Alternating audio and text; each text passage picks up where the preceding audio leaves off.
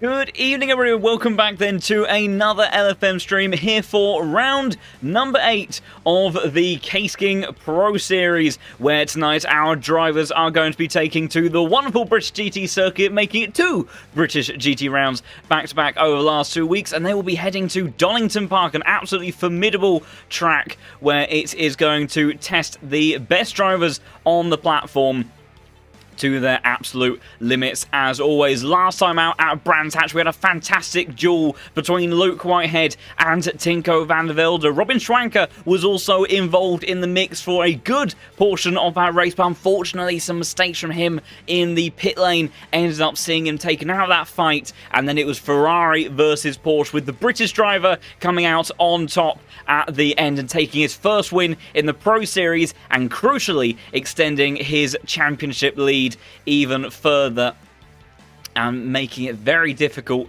for other drivers to compete against Luke Whitehead right now in this championship. Taking a look at the current championship standings, when looking at the overall points total, you can see it is British 1-2 between Luke Whitehead and George Busby, with Grantis Correcas looming just behind in third place. And it's a similar story when we also look at drop scores, taking into account, which are becoming more and more effective and apparent as to where those drop scores are placing drivers at this point in the season. We'll have a better story of how that plays out once we get beyond round 10, because there are 2 drop scores in total and 10 rounds that will be contributing to each of these drivers' points total at the end of this season. But with the likes of Jade Hutchinson also getting a very consistent result once again with a fantastic P3 finish last time out at Brands Hatch, is definitely very tight at the top of the standings, and making it all the more critical for these drivers to continue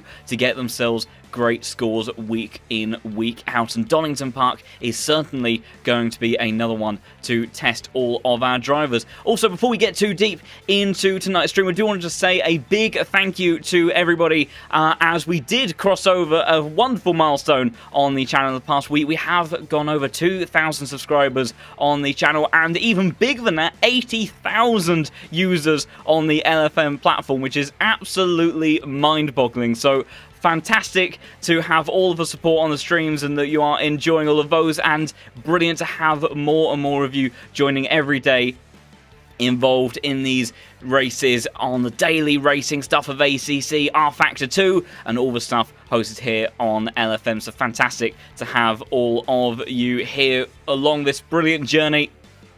And like I say, Donington Park will be playing host this evening to another round of the Pro Series. And speaking of which, let's have a little bit of a closer look at this fantastic circuit. 12 turns of very demanding racing action around here tonight. 4 kilometers of circuit that's really going to keep these drivers on their toes, and expect the Ferraris, Porsches, Hondas, and maybe even the BMWs as well to be up there in the mix. And who knows, with the McLarens too, they proved to be very good at Brands Hatch and could prove to be very effective here this evening as well around the circuit, climbing through the latter portion of the lap after that huge descent down the crane of curves, one of the most notable and favourite sections of this circuit for drivers, and then working way back around through the likes of McLean's and Coppice towards that very tricky 9-10 chicane. That's going to be somewhere these drivers are going to be a little bit concerned about when it comes to track limits. Then potential overtaking opportunity into the Melbourne hairpin, depending on what sort of exit you get towards turn 11, and then through Goddard's very tricky corner, that one as well. You don't quite see the apex until you've hit it, and it's also a little bit of an off-camber corner as well, so it can be tricky to judge. And we've also got the chance of some rain on the way this evening. Typical British weather. We didn't have any rain that ended up hitting at Brands Hatch, but maybe Donington Park will be changing that ever so slightly. So I have to see how all of our drivers get on for that. We have another very high ELO rated top lobby, and we've also got a couple of drivers in the server tonight that I am very looking forward to seeing how they get on. We've got the just a couple of minutes before we make our way into the session officially, and then we can have a look through all of those that will be participating in this top server. But just before we end up doing that, I do also want to make another big announcement for something to look forward to on this Saturday, where this Saturday on the 25th of February, we will be having a fantastic one-off event of the Next Level Racing Cup, which is brought to you by Case King and Glorious, where drivers are going to be taking part in 3 back-to-back races, 45 minutes each, where the first round will have a one-shot qualifying, and then the grids for the next 2 rounds will be reverse top 15 grids, and those will be at Spa, Donington Park, and also Suzuka. And there are some fantastic prizes up for grabs in that. €800 worth of vouchers from Case King towards Next Level Racing products, and then also a raffle for 5 of our drivers worth €100 each for Glorious products, also brought to you by Case King, and that will all be broadcasted here at 2 p.m. Central European Time on this YouTube channel, and also around elsewhere as well. So do tune in for that, because that is going to be a very exciting day of racing, and something a little bit different for all of us to enjoy, and has already got a fantastic lineup of 50 drivers registered for that, so make sure not to miss that one. The server should be going up in just a moment, so we will make our way across and have a look to see how our drivers are going to get on for Donington Park tonight. It's a tricky one to hand around here, especially in the rain. Of course, very famous scenes back in 1993, I do believe, with Ayrton Senna pulling off some absolute heroics in what is arguably one of the greatest first laps any driver has pulled off in any race, and making some incredible moves and overtakes through the Craner curves and up through a very fast and tricky section. And these GT3 cars, you really do have to wrestle them through certain parts of the circuit here, because they may have downforce, they've got all the electronics, all the goodies that modern cars have in racing, but they certainly do test the drivers to their limits, of trying to really maximize their potential. And Donington, it's a very authentic circuit. It's a real driver circuit where you have to extract everything you possibly can from the curves, the track limits, and, well, I won't say too much because I won't reveal the surprise too quickly, but looking at the server, I think it could be a pretty interesting one this evening. I'll just get everything moved across so we can look at our drivers properly for this evening's action. But I have a sneaky suspicion that we are going to be in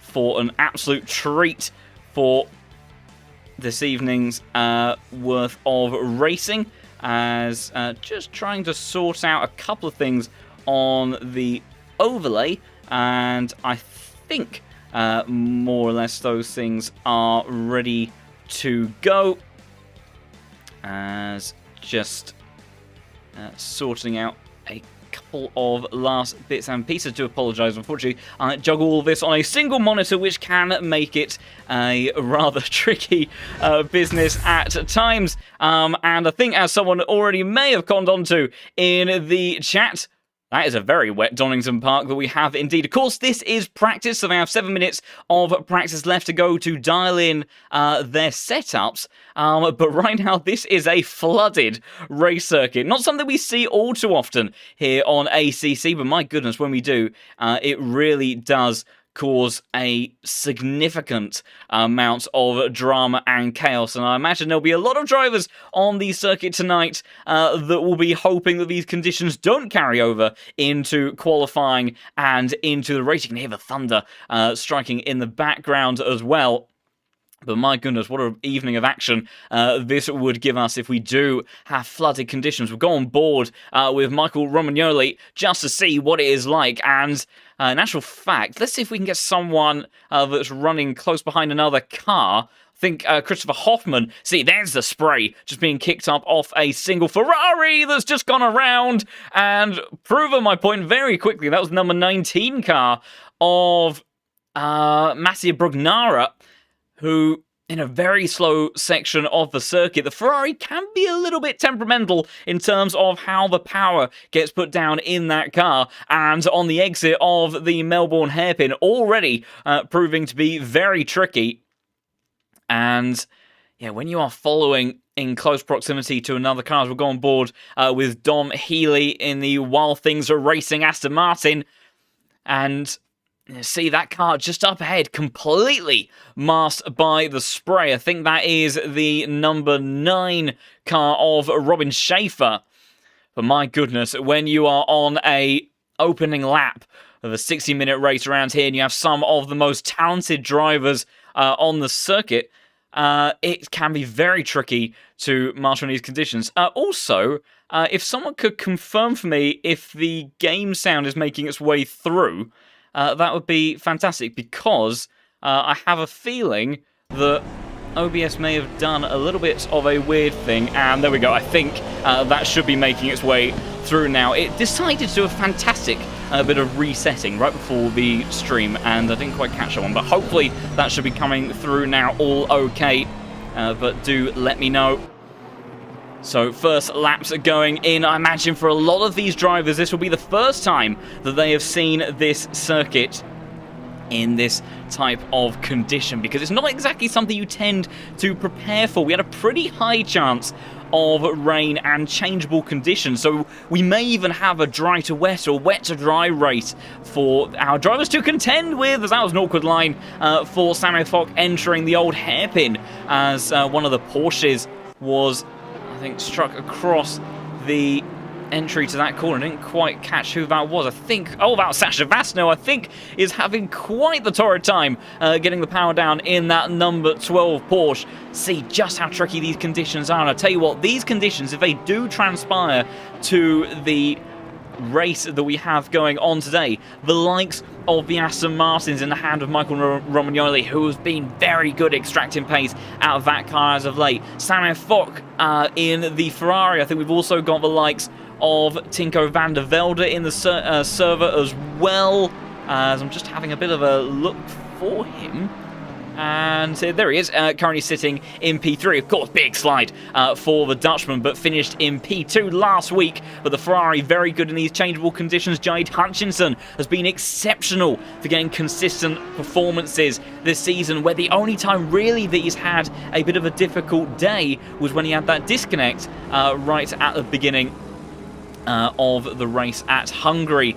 And yeah, definitely watch out for some of those cars, and also some notable mentions, the likes of this man, the number 31 car of Charlie Crossland for Hymo Setups. Very fast driver, just about sneaked into the top split for the Pro Series this evening, but don't let that fool you, he is exceptionally quick. I do believe perhaps up until recently, I'm not entirely sure, I could be wrong about this. I know he was associated with G2 Esports for a long time, and I think they had a bit of a restructure. I'm not sure if Charlie has been re-signed anywhere as of yet, as he very much is going for a huge amount of power sliding in that bright pink Audi. That is a very quick man in the server. We also have the number 29 car, once again, of Ogrodnikov in the Porsche, who has proven to be very fast on his day in the Pro Series in the past as well. We've also got a couple of other drivers too, and also I think there were some recent additions to the ever-expanding Yas Heat lineup, where Valentin Barry, who has been a regular and now is a race winner in the Pro Series after that fantastic event that we had at Watkins Glen for round 3, that he has just joined that roster alongside Sean Arnold, I do believe, having moved over from Fordzilla. So continuing in the world of esports, for things shuffling around, much like the F1 silly season that we had not too long ago. And I think some of those rosters starting to settle down. But Hondas will be very interesting and see how they get on this evening, because if we do have wet conditions, that can be a really twitchy car to try to master. It's got so much rotation. It's part of the reason why it is so fantastically quick, much like the Porsche. But my goodness, if it does snap out from underneath you, it is very difficult to recover. Same goes for this Porsche. Currently looking at Luke Whitehead, your championship leader and last week's race winner. He'll be looking to make it 2 on the bounce. If he does, he'll be the first back-to-back winner in the Pro Series in a very long time. I think since George Boothby, perhaps, I feel like, has that achievement. Marco Bischoff and Jardier, I think, are the only drivers to have made that happen before. So, the number 6 car, who has had a very good season. Of course, remember, his first race in the Pro Series of Season 9, he was in the second split. We didn't actually see him officially move up on the standings until last week, but he has been an absolute demon in that Porsche, and I have no doubt that he'll be on fine form again. In actual fact, he's going purple by a big margin on this lap. He's managed to set the time in screen lights at 38.0, almost into 37s for that number 6 car. It just shows, once again, if you can control that Porsche, as I think Whitehead just backing out of that lap as we close out this practice session. If you can control that car, it has a huge abundance of pace within it, even in these tricky conditions. The problem with that car, though, is very sensitive to fuel loads and different conditions. It's not one of those cars that tends to transition well between different conditions. There are certain circuits where it does handle that fairly well, but likes of the Aston Martin, the Ferrari, the BMWs, those tend to be the more forgiving cars in changeable conditions. The Porsche can be very quick in wet conditions, but it's not so good if we have a little bit of a transition from one to the other. So that's going to be really interesting to see what we have both in qualifying and, of course, in that 60-minute race session we have as well. And, of course, if we do have changeable conditions, see a big lock-up and bit of understeer for Tanvin Sahaka in that number 24 Audi. As our drivers make our way across into qualifying now. And all of our drivers will be heading out on circuit, and we will go on board with, I think, Michael Romagnoli, who is immediately the first out of the pit lane, and we definitely have a rain for at least qualifying, and it is crucial because look at that, the rain is getting more intense in the next 10 minutes. You can barely see Romagnoli in the distance there. That is absolutely torrential rain for these drivers to contend with, and the rain's only going to get worse in the next 10 minutes. So these opening couple of laps could very much decide who ends up getting pole position. We haven't seen something like this since the likes of Watkins Glen, I think, last season, where Marco Yonkers took a stellar pole position in the Porsche, where we had a dry track, I do believe, in the opening part of the session, and very quickly transitioned to wet, and after that, no one else could get a lap in. And I don't imagine, with that rain increasing in 10 minutes' time, it's only a 15-minute qualifying session, that there's only going to realistically be maybe 1 or 2 laps where these drivers are going to be able to get the optimal amounts of grip, and after that, it might be a case of Romagnoli absolutely demolishing. I think we have to go for a replay of that one and go on board with the Italian driver there, because that was a full strike of both poles and the tyres at the chicane there, removing all forms of markers of the apexes. For turns 9 and 10, we can see how much he's having to fight the wheel on the exit of Coppice there. That's such a tricky traction zone at the best of times. Here we go into turn 9 and 10.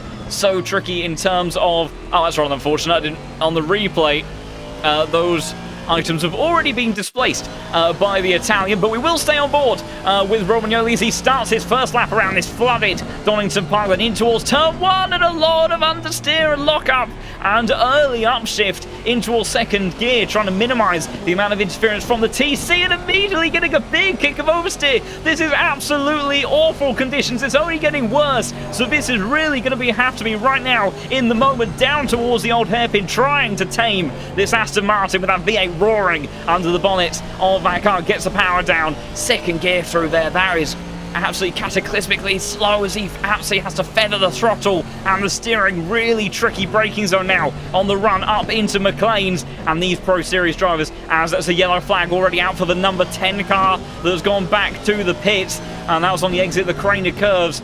Romagnoli comes into Coppice once more, trying to get the power down, taking a very tight line on the exit. He's trying to straighten up that car as quick as he possibly can, point it towards the exit curve, let the downforce build up and speed, and then straighten out for this backstretch. Now tricky braking for the S's. How's he faring to here? That was pretty neat and tight. You've got to be so careful with those apexes and the track limits, as it will very quickly invalidate your lap now in towards Melbourne Hairpin. We saw him get it wrong in the first heavy braking zone towards turn 1. A little bit better and not making the same mistake as the Ferrari that we saw go around there earlier on. And just one more corner to go for the Italian driver. But my goodness, this is a very difficult qualifying session. Probably one of the most difficult and treacherous we have seen for our drivers in a long time. Gets a very nice late apex out of the final turn. So for the Italian drivers, we barely see him in the distance. It's a 43.0, and now we watch the timing screens as Mateus Good, 42.6 for the Belgian driver. Samuel Fock in the Ferrari, 42.1, half second clear almost of anybody else. And other drivers coming through now. Sean Tempest in the BMW, good enough for P4. Mercedes of Walsingham coming through the S's as well. Marco Bischoff, big time from the two-time Pro Series champion, goes up top of timesheets by 600 seconds, and these could be the crucial laps right now. George Boothby, P3. Robin Schaefer slots into P5 for the time being. Tinko all the way down in P9. Hoffman, P11. Correcus only good enough for P5, man that is third in the championship right now, wears that number 1 plate with a lot of pride. Luke Anderson slotting into P8, the South African driver in the BMW, doing a great job in that car. Walsingham in the Mercedes, fantastic effort. Purple in sector 1 and 2, but not quite good enough to bring it to a provisional pole lap in the end. Samuel Fock going very quickly, and I'll tell you what, this is crucial because Marco Bischoff, who is your provisional pole man at the moment, is in the pits. And if the rain does get worse, as Jardier goes on to top of timesheets by a 10th of a second, but it's Samir. Oh, I think he invalidated the lap of the chicane. It Whitehead by an absolutely monstrous margin. 9/10 clear almost of the rest of the field. And last week's race winner, the British man loving these British circuits, obviously feeling very at home in his local weather system. My goodness, what a camera shot that is. But right now, the wet weather master is that number 6 Porsche, although not for too long because there's a big 360. Does he hold it together? Very nicely done from your championship leader, but he will obviously be backing out of that one. Jardier, though, half a second up on his lap time, and this could very well be one of the last opportunities to get an improved time in. We've also got the likes of Grantis Correcas that is a second up as I try to catch whereabouts he is on the circuit. I think he's just coming into the final hairpin. And gets that late apex, 1.1 seconds is the improvement. Definitely will be in the 41s, but it's still not going to be anywhere near his teammate. 4.5 tenths down on Whitehead's best efforts. Jardier and Romagnoli still up by 4 tenths apiece. Hutchinson in that number 8 yellow Ferrari improves several yellow flags on the exit of Old Hairpin there. But Hutchinson, the Canadian driver, getting himself into P3 for the time being. What's it going to be for the Veloce car number 4 of Jardier? Half a second up is the improvement. It would be good enough for the front row if he can make this one stick. We don't seem like we're having any more rain hitting the track, but have we seen the best? Ognrodnikov, fantastic lap from him, but Jardier pips into the post immediately, slotting into P2. Romagnoli coming into the Melbourne hairpin now. We've also got George Boothby 6 tenths up on his lap, and he's still got a chunk of the round of this circuit to go. And we've got 1.1 seconds the improvement up for Robin Schaefer, who's just invalidated his lap, and that could be very critical. As Romagnoli, Valentin Barrier goes up to P3. What's it going to be for the Italian driver in the number 13 car? And it's good enough for the front row, presumably as Marco Bischoff is just got back out on circuit, and the man that was at the top of timesheets for a while, all the way down now in P8. But George Boothby, 1 second up is the improvement. He's 1 second behind in terms of the leaderboard. What's it going to be? One of the winningest drivers here in the Pro Series, Florian Duakop. A monstrous lap time from him in the number 23 Mercedes. But I think potentially George Boothby, if I can go back to him, and he has just crossed the line and he displaces the German driver by 0.3 a second. The first man into the 1 minute 40. So maybe now we're getting these cars on the circuit. They're able to clear off some of the surface water, and we are seeing some improvements, and that means that we're still going to have absolute chaos going all the way through later on in this session. Stubenhocker 2.5 seconds up on his lap time. That might see him break towards the top 15. It does, spot on into 15th place for him. George Boothby already a 10th up and going purple on his lap as Tans Hacker in the Audi. We haven't seen the Audi be too competitive for a while, but 4 tenths up is the improvement, and he's barely up towards McLaren's at the moment, so that's fantastic from the British man in the Pole Simsport car. And several drivers going into the pits at the moment, getting a fresh set of boots on the car, but they do have to be mindful of this rain. Whereabouts is George Boothby on his lap? He's just a little bit further up, flashing the lights of somebody in front of him. Let's go on board the front splitter of this car. That's Ognerodnikov, and George Boothby invalidating the lap through the S's there.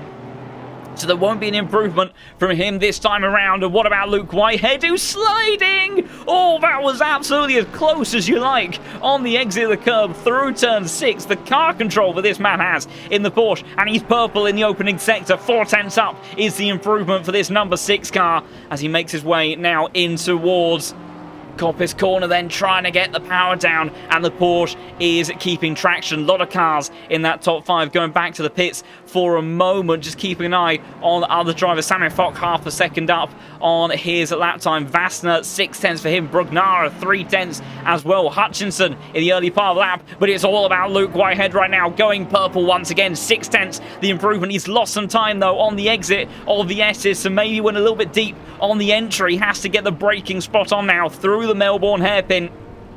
Get on the power as early as dares. This is part of the circuit where the Porsche is absolutely dominant. Braking and acceleration, we know, is the strong suit of this German car. It's his teammate Grantis Correcas starting a lap just in front of him. And on the power now, Luke Whitehead still going purple. 4 tenths up. I think it might just sneak past Boothby. It does by less than 1/10 of a second. And he lost time in sector 3, so there's still more time in that lap for the number 6 car. And George Boothby still in the pits at the moment, but just about to head out on another lap. Tinko van der Velde, last week's podium man, in that P2 spot. That's awkward, and one of the Porsches in front of him trying to choose a line.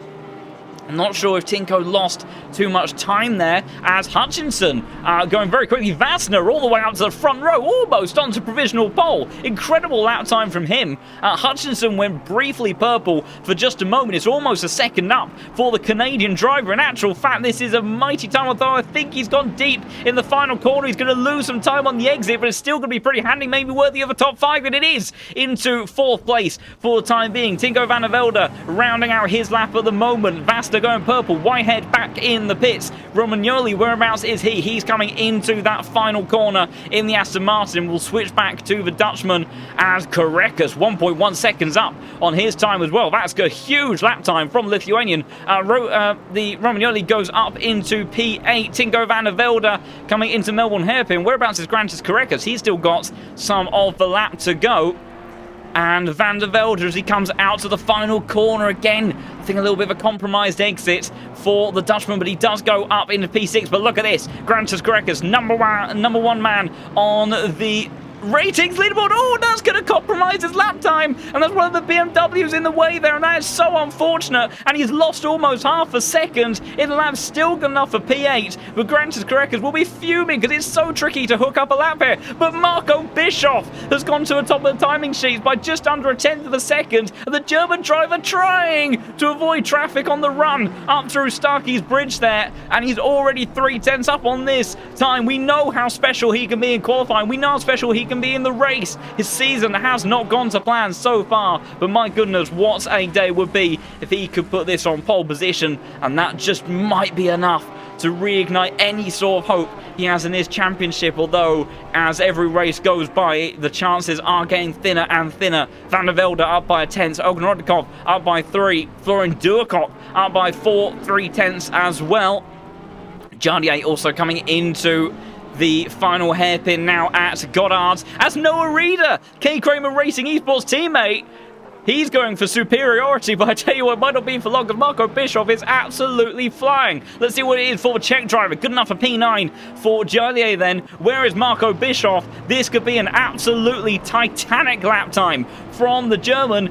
Don't think there's going to be any such issues as he makes his way through the final hairpin then, and he is 8/10 up. This may be into the 39s for the number 2 man in the server, and it is a 39.8. Fantastic lap time there from one of the winningest drivers in the Pro Series. And right now, not too many people on an improvement. We've got Tansvin Zahaka 6/10 up, Walsingham 7/10 up as he makes his way towards the final run to the line, and P3 right now for the Mercedes, but immediately displaced as Grantas Krekas, 40.3 for him, but still almost half a second behind the man that sits on provisional pole. That is a huge time from the number 2 car. Luke Whitehead is in 6th place in that number 6 car. Yellow flag out for Marco Bischoff, and that will be it. He can't do any more than he has already done, so there will be no further improvements from the 2-time Pro Series champion.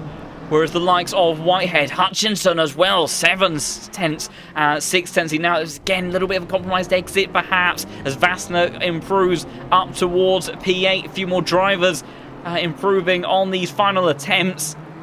Hutchinson 7/10 up. He's got a much better exit out of Goddard's this time round. What's it going to be for the Ferrari? Good enough for the front row. The Canadian driver, another good solid effort, and he's got another opportunity. 31 car, I think, has gone around. That's Charlie Crossland that's on the grass on the exit of Goddard's there, as several drivers taking a very wide line. Oh, Luke Whitehead having his start of his lap compromised for his final effort there by the British driver.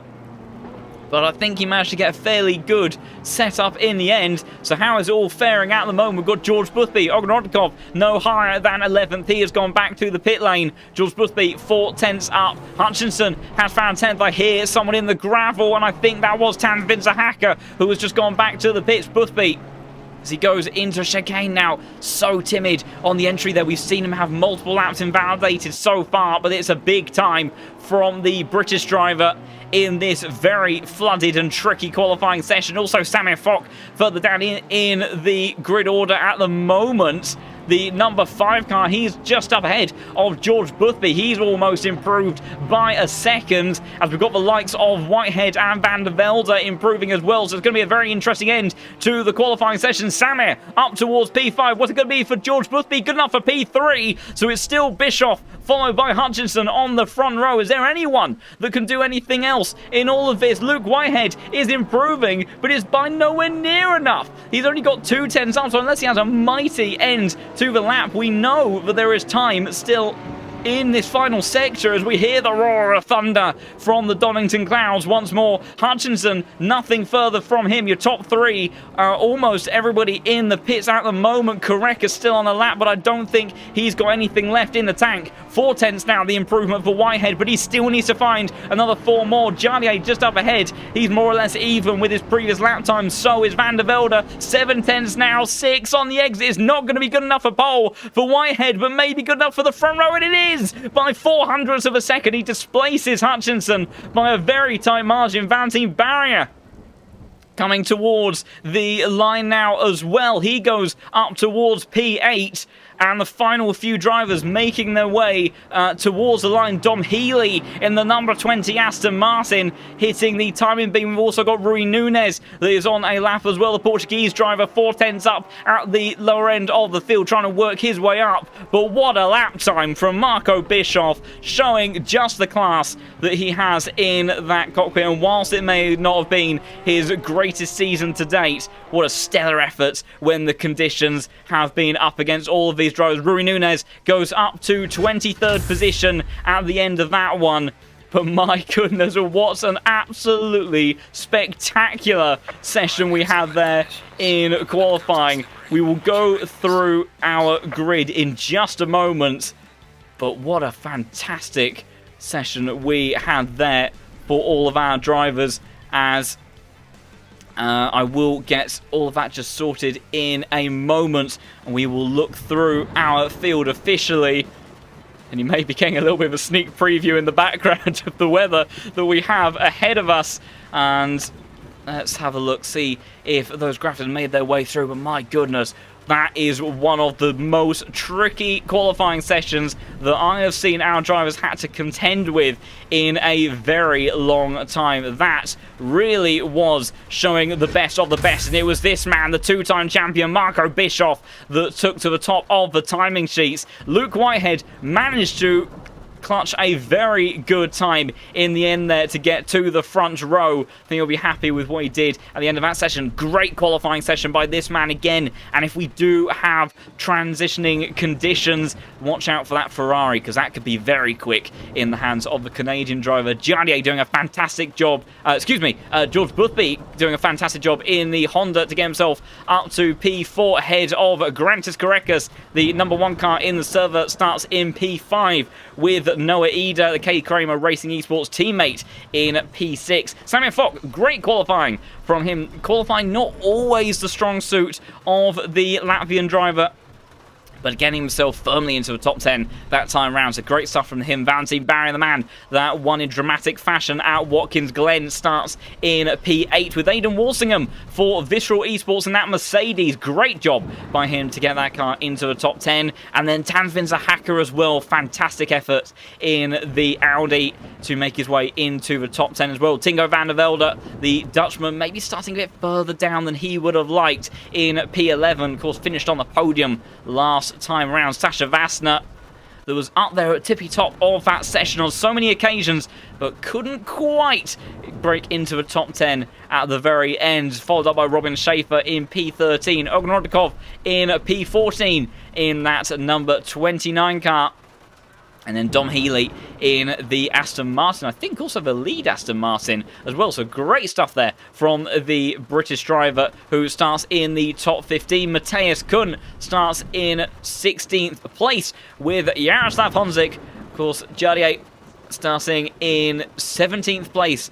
So maybe not quite the performance he would have wanted. I know this is a rather crucial race for him because he won't be joining us, sadly, next week at Spa, which will certainly affect his championship hopes. Romagnoli in P18 with Florian Duakov, another one of the Mercedes, starting in 19th position with Luke Addison, the South African, rounding out the top 20 in the BMW, just ahead of the BMW compatriot of Manos Gerardis in that number 17 car.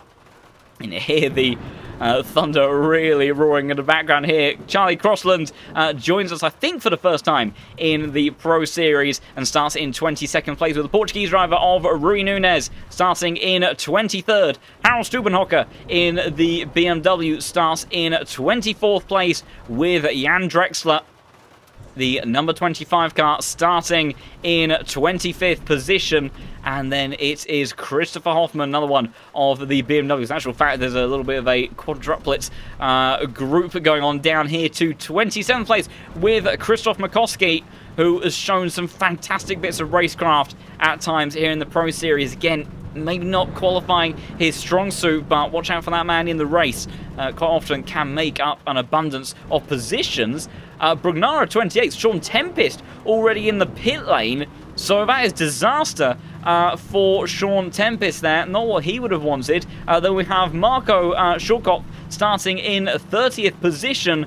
And then it is Eric Conrad that will round out the last of the order then for our drivers as they all start to pull away. And what you can now see is basically the same level of flooded conditions that we had in qualifying. And my goodness, I can't even begin to imagine the sweat that is pouring off some of these drivers' foreheads, because this is going to be a very difficult session. But look at that, the rain is going to be weakening over the next 30 minutes, and we do have a compulsory pit stop in a central 20-minute pit stop window, of course. So that is going to be really interesting in terms of how these drivers decide to play their strategy, because do they look to try to stretch out these tyres for a longer stint, maybe pull off a bit of a strategy like we saw at Paul Ricard and ditch the wet tyres later in the race and make their way onto the slicks? Or are they going to try going for a more 50-50 kind of route, the route that Jardier used to take himself to victory at the second round of this season, and just hope that those wet tyres last till the end? That is, of course, assuming that we have drying conditions, but we certainly will have some form of change in this weather. And just to give you an idea, this is Luke Whitehead's view of Marco Bischoff. So that's just one car in front of you. If we go a little bit further down the field, let's say to Robin Schaefer, that's the view for the German driver, and that's a go appearing almost out of nowhere.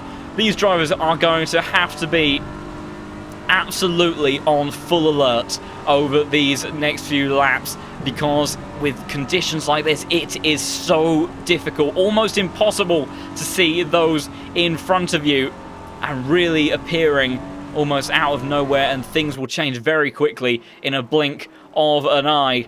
So absolutely, much like the drivers, get yourself buckled in for this one, because we are going to have 60 minutes of very exciting racing, I have no doubt, here at Donington Park. The worst conditions in terms of weather that we have ever had in a Pro Series race. But this is what we love in the Pro Series. We have the best of the best here on the LFM platform and on ACC, and they are being pushed to their limits today, no doubt. Marco Bischoff made a stellar effort in qualifying to take pole position. Can he make it another race win after what has been a tricky season? Still your winningest driver of Season 9, and will the German make it another win to his name as they wait for the green lights for 60 minutes of racing? And there we go, and it looks like it's a good start for Luke Whitehead on the outside as they head towards turn 1. Your championship leader trying to make his way into P1, but he's not going to be able to do it. Hutchinson on the inside of George Boothby. Whitehead with the cutback on the exit of Marco Bischoff as they make their way down through the crater curves for the first time. This is going to be so tricky. Kick of oversteer for Luke Whitehead. Marco Bischoff all trying to survive, but the British driver has done it, and he leads this race. Hutchinson P3, Boothby third, Karekas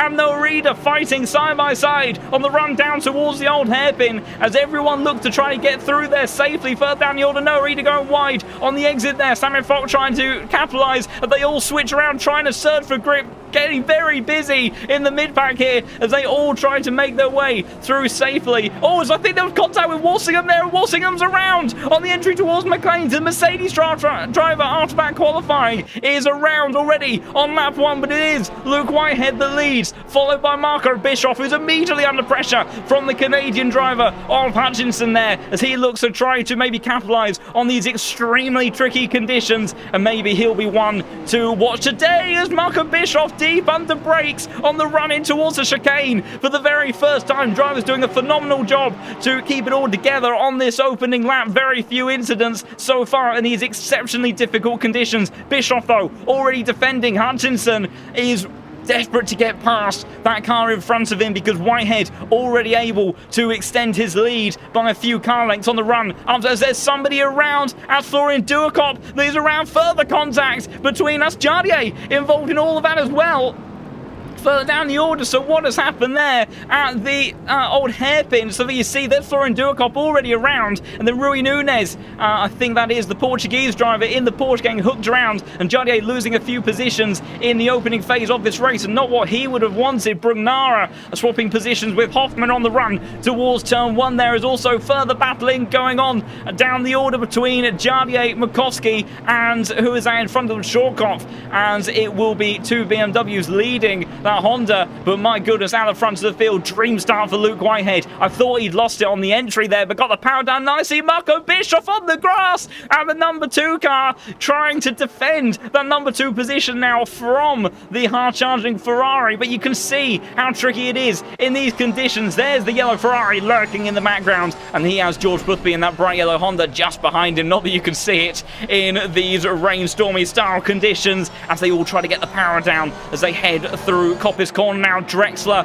and Shorkoff switching around. Rui Nunez off on the exit there as Walsingham getting past as well, and number 30 car completely locking up on the entry, and the Portuguese driver losing several positions in the process. Also Luke Addison and Dom Healy having a battle of their own, and the South African driver getting past, though he may be under some pressure perhaps on the run towards the next corner. Is he? In actual fact, someone else is under more pressure. Zognorodikov down the inside. Oh! And it was Vasta trying to react there, I think, for a moment, because he was going to end up with a Porsche in the back of his car. Thankfully, no contact there. Now it's Vasta side by side with Matthias Kuhn. Crosslands around out the other hairpin as well. Contact there between Vasta and the Porsche was alongside him as further chaos taking place in the opening lap of this race. What has happened to Crossland? Further down the order, dropping several positions. I think there's almost too much to go, as there's Gerardis, I think, around just in front, and Goddard's there. Several cars getting caught up in all of that. Thankfully, no too severe contact taking place between those cars, but immediately the concertina effect in these tricky conditions that this can have, and that is why Luke Whitehead 2 seconds his lead right now, and that's what he wants, a clear track and nobody close to him. Marco Bischoff 6/10 ahead of Hutchinson, so he has managed to get away from the Canadian driver for the time being, and it's all this mid-pack at the moment as they fly through. As that was Makoski, who was going very wide, as I think that was Eric Conrad, who now got caught out. Florian Duakop on the entry towards the old hairpin. He's going to have the BMW of Sean Tempest, who started from the pit lane. Maybe he'll be grateful for that one. The German driver sneaking his way past the Mercedes, who had to take a little bit of evasive action on the run in towards turn 4. That's Crossland around again, and Gerardis, what happened there? Just up ahead of these guys. I'll try to see if I can catch it, and Crossland was already around, and he has held the brakes, but unfortunately crossing into the path there of Gerardis, who now has a big amount of damage, and Walsingham, yellow flag for him again. The Visceral Esports driver having a terrible start to this race, and a wiggle on the exit of Mercedes, snapping away from him, fighting all the way down this back stretch. Manages to keep it all together in the end, but down to 26th position after he started inside the top 10. Matthias Kuhn losing another position now to Romagnoli in the Aston Martin, although the Porsche fighting back in acceleration on the exit there, and does get down the inside of Matthias Kuhn, and also potential move here from Shortcut on the inside. A little bit of wheel banging as Jarnier trying to sneak through past the pair of them. Amazing stuff from the Czech driver if he can get that one done, and he has. Brilliant racecraft there from the number 4 car, and so much wealth of experience inside the cockpit of that Honda, and sneaking his way past both BMWs as he looks trying to recover some positions back in towards the top 20.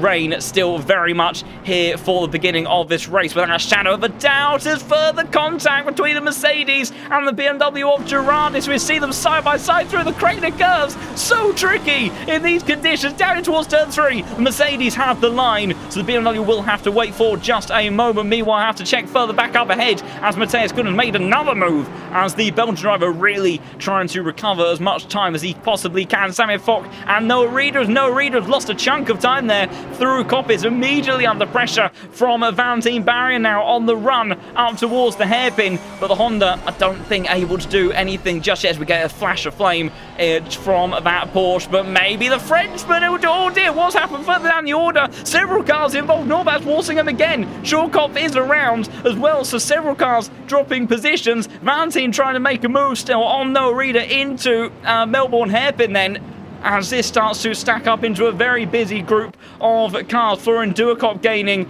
in all of that, and there is so much kicking off in this race, and I'm not going to be able to capture all of it, but I will do my damnedest. No Reader trying to hold on, but I think he's got a bit too deep in towards the hairpin, and now the power advantage surely in favour of the Honda, although the acceleration of that Porsche is very strong on the run towards turn 1 there, so Valentine is going to have to continue to fight this one as he's all over the back of that K Kramer Racing Esports car in in front of him, fighting the Honda. Such a twitchy car down the crater because you can see him really feathering the throttle, the steering as twitchy as you like. It almost looks like he's playing on a gamepad in all of this, and he's gone too wide down the crater curves, and that's the danger of losing that front downforce on the front of that car. Gathers it up very well, but now he's got the likes of Tinko van der Velde, the man that finished on the podium last week, who is looking to recover positions after a slightly disappointing qualifying session for him, and now puts pressure on the Honda. That is going to be very tricky to drive in these conditions. Sean Tempest further down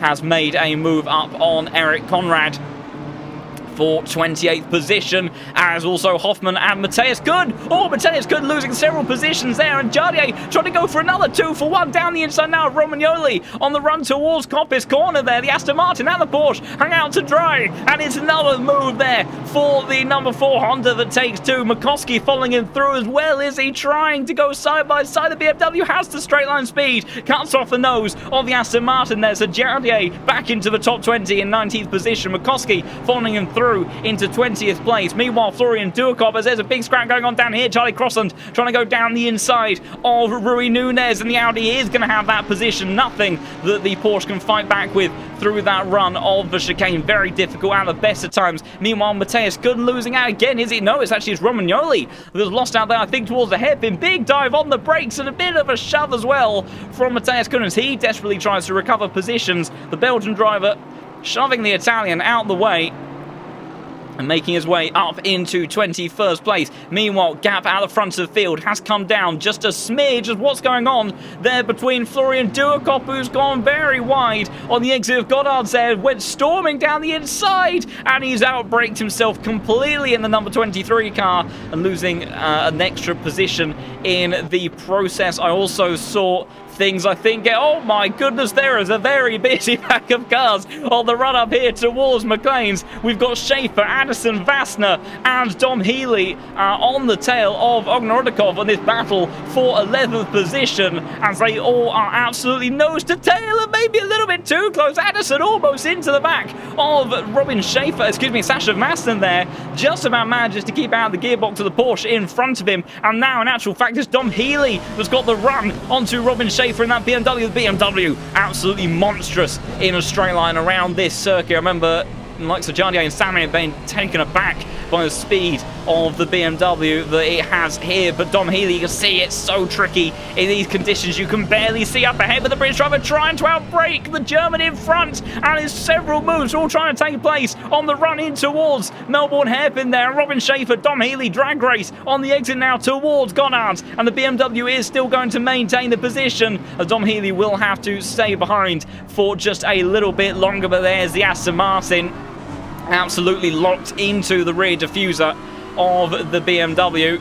Also, fast slap of the race last time around went to Jaid Hutchinson, 39.247, as Jardy, I think, making another move up on Hoffman there. The Honda continuing to side his way through the field, and Hoffman going very wide on the entry in towards Goddard's, and the number 4 car saying thank you very much and takes his way up in towards P18, as that is Mikoski also following him through again, as Hoffman, I think, another mistake on the entry. Oh, Tinko van der Velde losing several positions, so is Vassner as well, and the Vassner very much locked into battle, and that is Addison getting past Tinko. So what on earth has happened to the Dutchman there?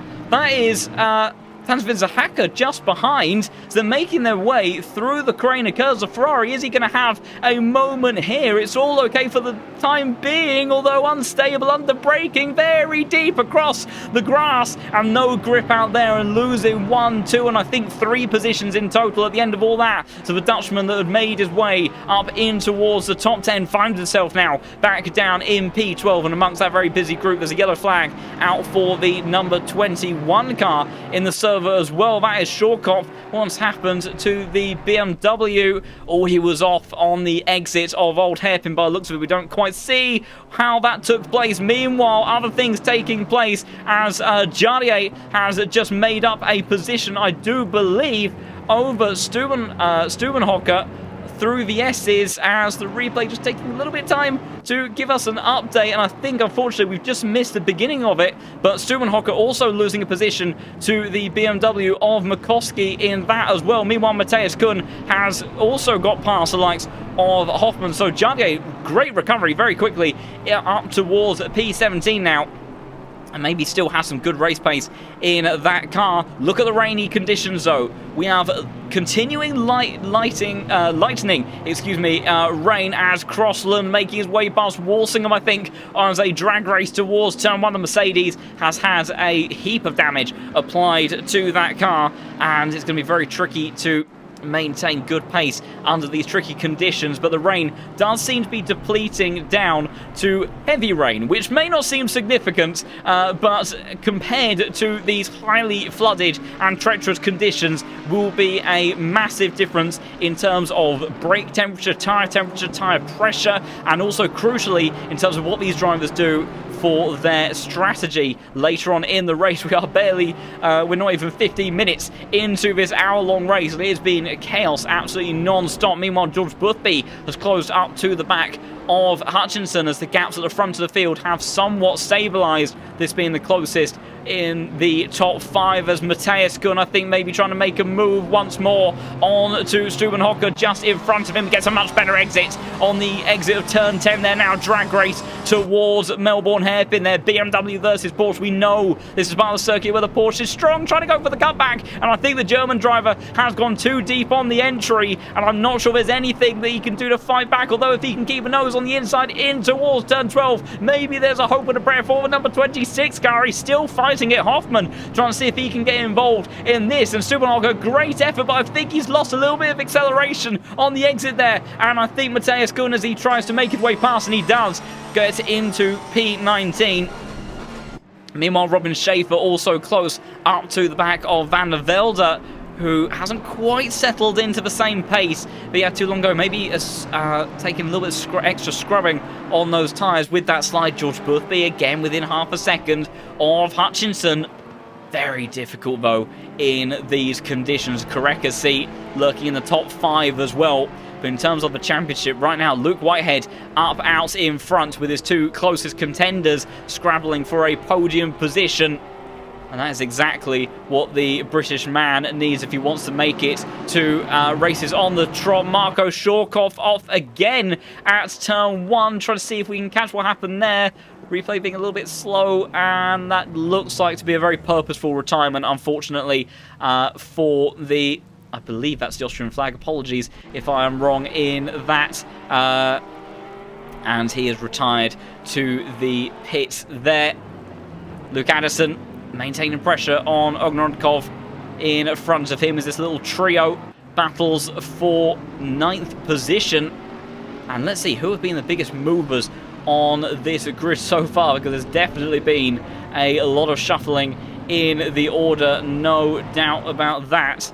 And the answer is, if I can bring that up, as Jardier making another move up on the inside in towards Goddard's, and the Ferrari of Brugnara completely outbraking himself. And again, the number 4 car says thank you. McCoskey, I think, trying to sneak in there as well. I don't think he made the follow-through stick on this occasion, but he has carried a huge amount of momentum on the exit there at all. That is very close between Jardier and Brugnara there. In actual fact, a big backing out from the Ferrari there, as there was almost contact. Not the best exit for the Honda. McCoskey trying to look up the inside, can't make it stick. Tinko has had a compromised exit on the run out of Old Hairpin, and here comes Robin Schaefer down the inside in towards McLean's. The Dutchman trying to fight back, and the number 15 car is around further up ahead. Tinko has lost a position there also, I think, towards Sasha Vassner. If he can sneak on through, can he through the run in towards Coppice Corner? And I think the Porsche is going to do it. I also want to check, because hopefully we can catch it. George Boothby has made his way onto the podium positions down the inside from very far away. George Boothby forcing the issue with Hutchinson there, had no choice but to open up the door, and the Ferrari then dropping down to P4. George Boothby storming up onto the podium positions, and now looking to try to set off in hot pursuit of Marco Bischoff and Luke Whitehead at the front of the field. And we'll hop back towards that mid-pack battle in just a moment. My goodness, there is so much action as McCoskey. Oh, Brugnara's around! Brugnara's around, and that's very tricky! That is Stubenhockers being caught in all of that as well. And what happened there? That's contact, I think, by the looks of it, between McCoskey and Brugnara. And unfortunately, Stubenhocker, nowhere that he could go.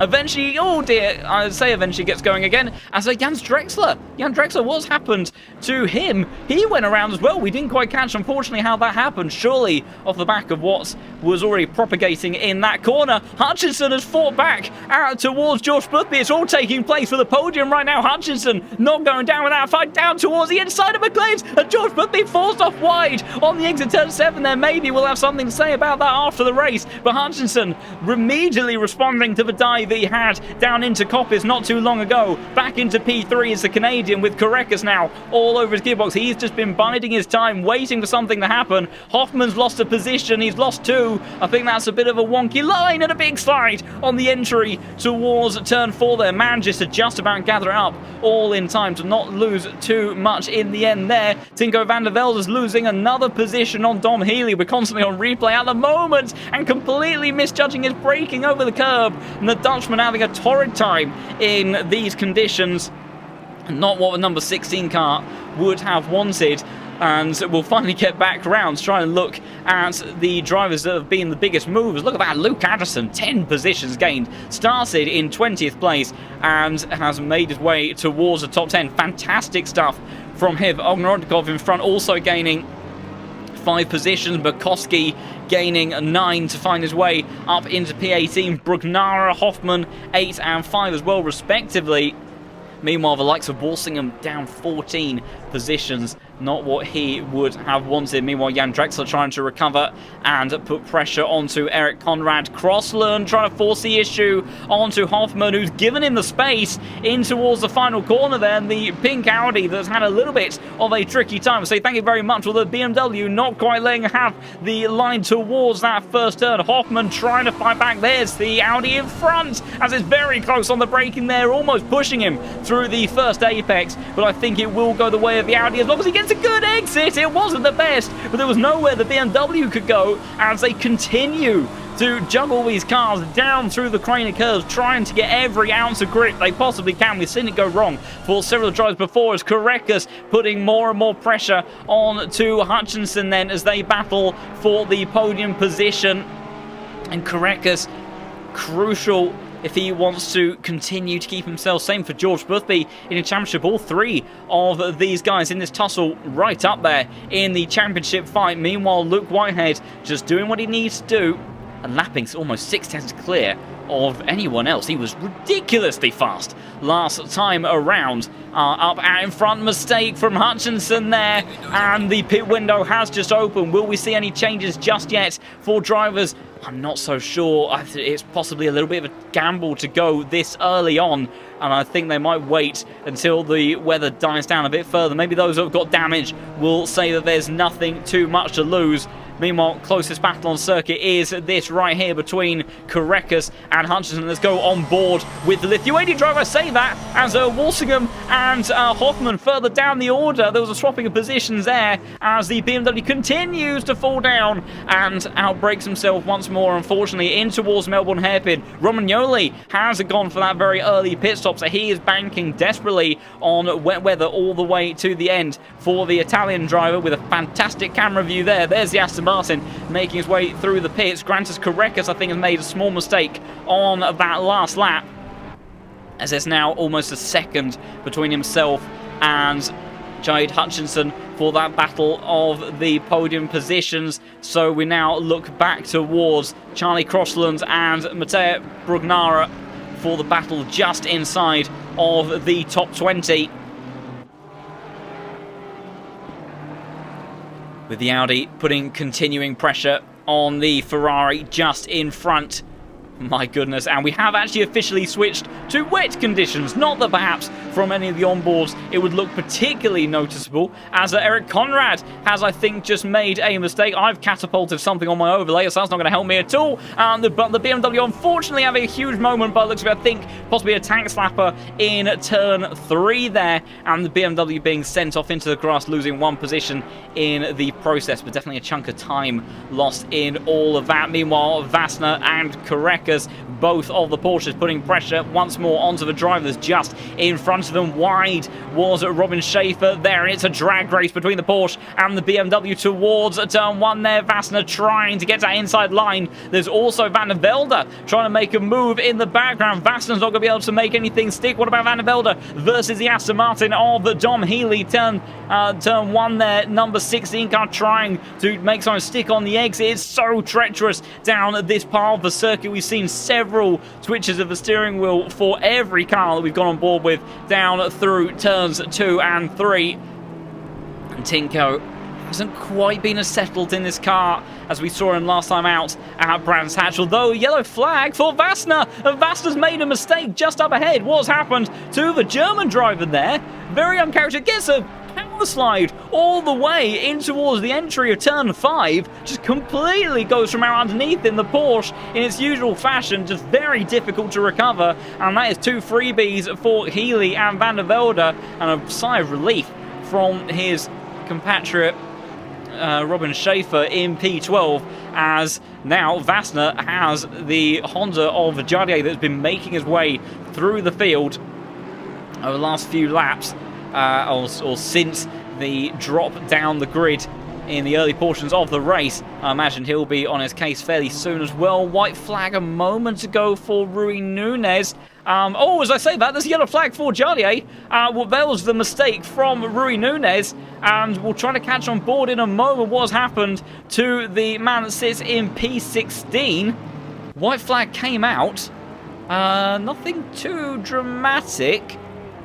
Maybe just the leaderboard being a bit on the sensitive side, and as he did seem to go a bit wide on the exit. Meanwhile, Dom Healy deciding to go for that earlier pit stop strategy. Looking at the timing boards, times are continuing to come down as the track gets drier and drier. That sounds like a little bit of an optimistic statement, says Charlie Crossland and Brugnara side by side on the run towards turn 1 now. I think the Audi's going to have the power to make that one stick, and he does. So Crossland in towards P18 now, as Walsingham Duacop also coming into the pits to Mercedes that we have on the grid this evening. Deciding to come in early. Hoffman brought out a yellow flag again, and that is the exit of turn 1, I think. And number 27 car, who started pretty strongly, not happy with the balance of that car. Tail of the BMW goes around on him and onto the grass. Unfortunately, the German goes down into 21st position. Brugnara not giving up on recovering that position over the Audi just in front of him, as he stays very much locked on to Crossland's rear bumper there. Gaps at the front of the field, 4 seconds almost the gap now between Whitehead and Marco Bischoff. Whitehead continuing to put purple laps together after purple laps. Also, of course, we don't know in terms of the track limit situation in all of this, how some of these drivers may have been going. It is a very tricky one, particularly in the rain, for track limits. Also, we'll go through a bit of a penalty update, as with so much action, it's been difficult to keep track of everything going on. And we'll go on board actually with Korekas versus Hutchinson at the front of the field. 10-second penalty for the number 31 car, as that is Charlie Crossland for forcing another car off the track earlier on in the race. 10-second penalty for the number 16 car as well. That is to Tinko Van der Velde, so his day goes from bad to worse. That was for causing a collision. The number 26 car has a 10-second time penalty as well. That is Stubenhocker, and then I think that is all of the penalties given out for now. A few other incidents have been noted by the stewards, but no further action taken. So in terms of our front runners, right now, nothing changing in terms of net track position. Like I say, we don't know in terms of track warnings. Yellow flag for the number 15 car. That's Sean Tempest that is off on the exit of turn 4 there. The BMW seemed to have been a bit sensitive in that part of the lap. We unfortunately can't quite see how that started, but it looked like there wasn't anyone near him at the time. So I think unfortunately that incident has been self-inflicted from the German driver, who finds himself now down in 29th position. Rain continuing to alleviate in the almost as we approach the halfway point of this race, but still very much looking like we're going to have rain sticking with us, and drivers, they'll be waiting, I imagine, probably for not too much longer in all of this. So the likes of Whitehead have got a comfortable margin. Those drivers that have got a bit of a gap to those behind, they might try to stretch out the stint a little bit further, because that rain, it does seem to be noticeably decreased from where it is now to where it is going to end up. So if you can get those tyres in a better operating window, maybe in around the next 10 minutes, those fresh tyres that are in a better pressure and temperature window could be a significant amount of pace, and if nothing else, could be better consistency, and consistency around this circuit is absolutely critical. Meanwhile, on board the roaring V8 Mercedes of Walsingham, who was had a very tricky time, one of our biggest losers unfortunately on the grid today, started well inside the top 10 after a stellar qualifying, but was around by the time we got to turn 7 on the opening lap, and finds himself down in 25th position. Of course, he will gain somewhat when the rest of the drivers start to make their pit stops. Also, scraps starting to take place once again between Vassner and Van der Velde. Both these drivers having difficult times. Of course, isn't entirely for position overall, because Tinko has got a penalty of 10 seconds that he will serve during his pit stop, as Jaroslav Honzik gaining in the background as well. Although on the last lap it was Vassner that was faster than a lot of drivers actually in front of him as well. Very top of the pace was Ognordikov out of everybody, almost setting fastest lap of the race on the last lap on a 37.66, 10th clear of Whitehead and a couple of tenths of Bischoff. No one else able to do a 37 on the last lap. So great stuff there from the number 29 Porsche that finds its way inside the top 10 at the moment, as Valentin Barrier suddenly, he's found himself in a very compromised position, and it may be Ognordikov that's about to gain on all of this, trying to sneak up something down the inside out. McLean's, he can't make it stick, and I think he will have to wait a little bit longer. We'll try to see what happened to the Frenchman there. The gap between himself and Noah Reeder suddenly closed up as Hoffman comes into the pit. So this is on board the rear diffuser of Noah Reeder. Does he get it wrong on the exit vault hairpin? He does, and the Frenchman's going to come along in all of that, trying to go around the outside, runs out of road on the grass, loses momentum, and then ends up fighting just to try to hold on to P8 from the number 29 car lurking behind him after all that, but does just about manage to maintain that, although Igor certainly looking like he is trying to put together a move on the French driver. And there you go.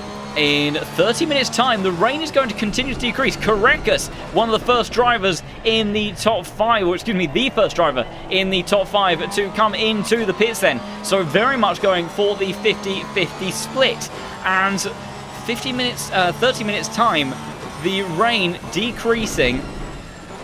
That is going to be a very interesting one in terms of how much of a difference that makes for the tyre strategy. Hutchinson now under no sorts of pressure from those behind, although won't want to be making mistakes like that too often. Tell you what, the pace of the front two has been absolutely stellar. 3 seconds is the gap now between Whitehead and Hutchinson, but, Whitehead and Bischoff, 10 seconds the gap between Hutchinson and the car in front of him. So my goodness, the Porsches out front have been putting on a stellar bit of pace today. Walsingham in a little bit of an awkward spot on the exit of Coppice as Hutchinson tries to make his way through. Won't lose too much time in the process, I don't think.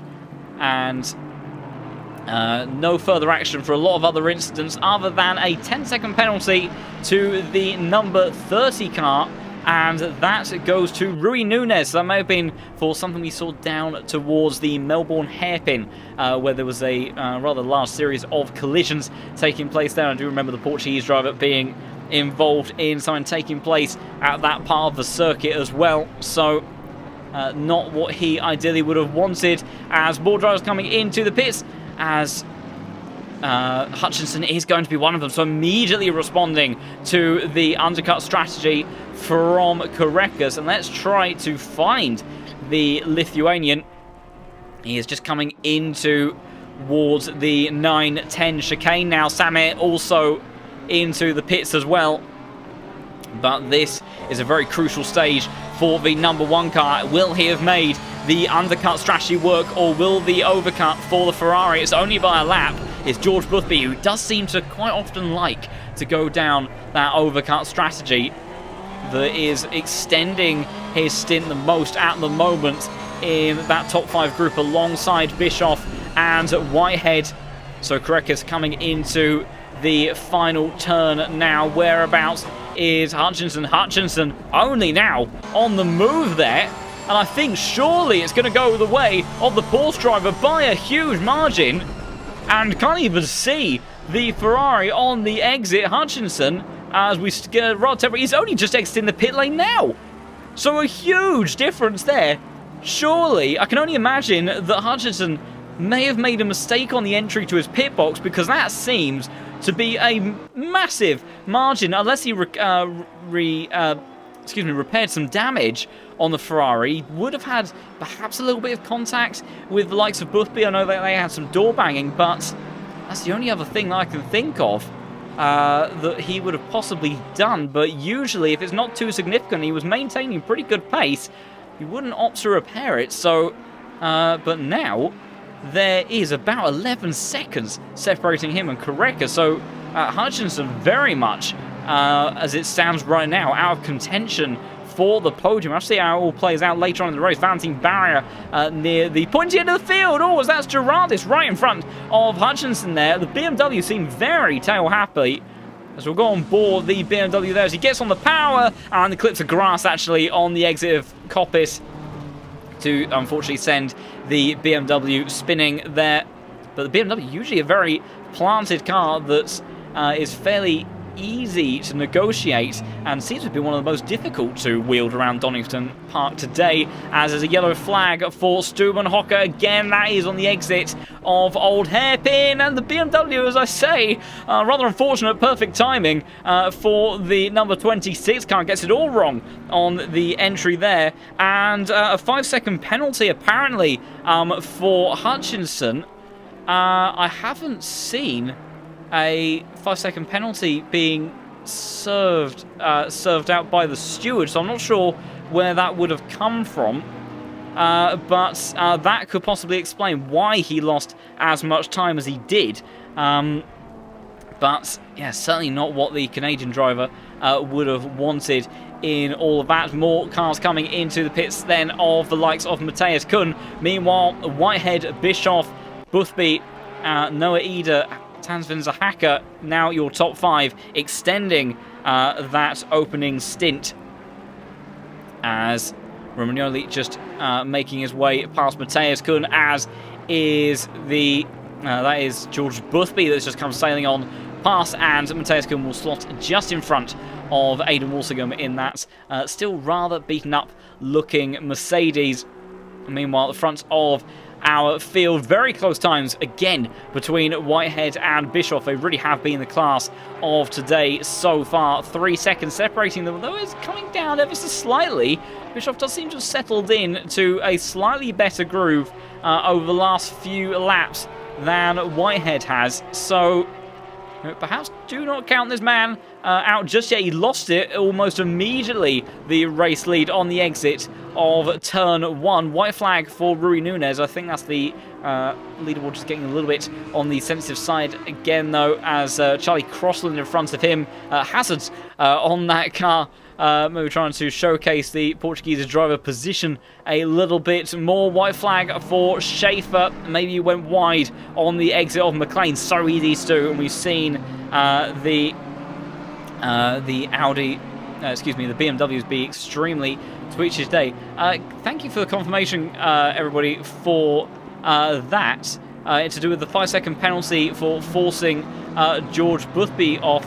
That's not something I have at my end, so thank you everybody for confirming that, and that does explain a significant aspect of that margin. Meanwhile, Luke Whitehead now in the pit, so he's decided he doesn't want to stay on these tyres any longer. Bischoff and Boothby have decided that they are going to continue to extend this margin. What have the lap times been? 37.1 for Korekis and 36.8 for Marco Bischoff. So the fresh tyres on Korekis haven't really had much of an improvement over the tyres on board Bischoff's car. Of course, there will be different amounts of fuel on board each of these, and Whitehead, I imagine, will come out firmly in front of Korekis. Yellow flag out for number 26 car. That is Stubenhocker again, who is continuing to have, unfortunately, a rather torrid time, and the BMW, the back end of that car, firmly planted this time, but the German driver coming to a stop and then getting going again. So I wonder if he has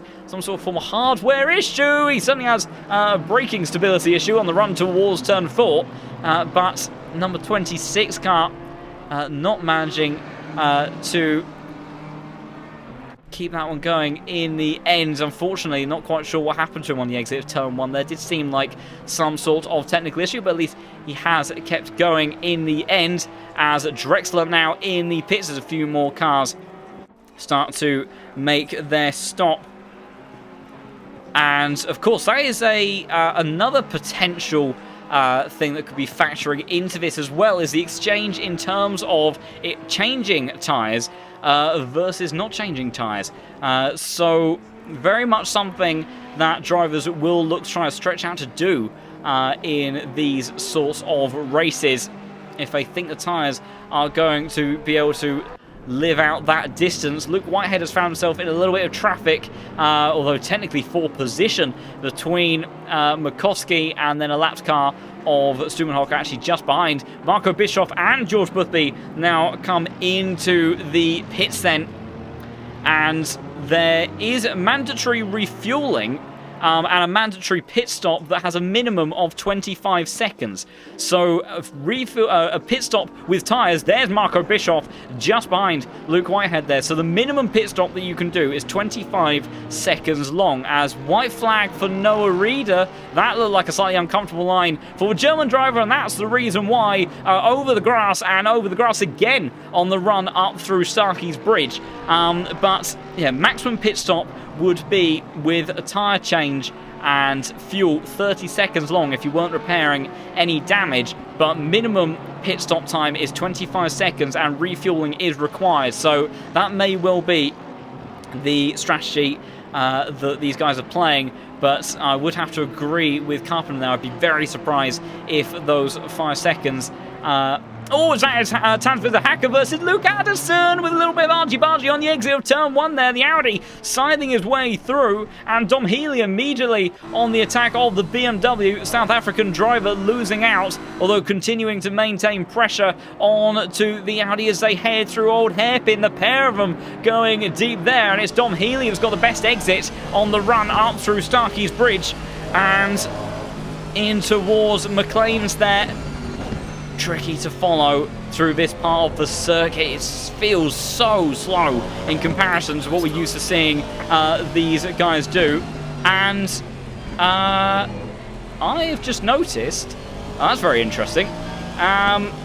So the mandatory pit stop window has ended. There's a little bit of confusion without doubt on our graphic, because Luke Whitehead, we know, made his pit stop. Boothby has as well. He's a couple of seconds behind Korekis, but Noah Reeder is still out on circuit. And I don't believe that man has done a pit stop yet. So, unfortunately, I'm not 100% certain as Dom Healy trying to make the moves here, as that is Jardier getting involved in all that as well. Jardier making a move on Addison on the run up towards Goddard's there. Now it's Dom Healy versus the Audi of Tansvinza Hacker. The Audi's going to have the horsepower. What about the Honda of Jardier, though we know how fast the Honda can be in a straight line and down towards the inside. Very late braking from the Czech driver, makes it stick beautifully as well. And Honda now recovering his way in towards the top 10. Addison trying to sneak on through as well, but he gets a tank slapper. Flashing of lights there from Dom Healy, maybe thinking that was a bit of a lunge from Honzig there, but I think it was all fair game. He didn't push him out on the exit at all, so he did get it very much pulled up on the apex there. BMW, look at the spray being kicked up by the Aston Martin. These are the reduced wet conditions from what we had earlier. Almost contact through turn 6 there, barely managing to escape in that. But that is a monstrous amount of rain still being kicked up. It just shows that whilst we have better conditions, then I was right, Noah Reader has now come into the pits, but that is after the mandatory pit stop window. And if someone could confirm, but I have a horrible feeling that either may result in disqualification from the race, or certainly without a doubt it would be a heavy penalty, because that pit stop has been made outside of that mandatory window. And not a situation that we've really seen. Oh, it's Karekas. Karekas in the pits. So surely that could only be for a drive-through penalty. George Boothby set fastest lap of the race, and it is. So granted, Karekas, the number 1 car in the server, serving a drive-through penalty. Disaster for the Lithuanian. That allows Noah Reader, well, he emerges in P5, but will, of course, drop down the order in some form or another, either post-race or under other circumstances if he is disqualified.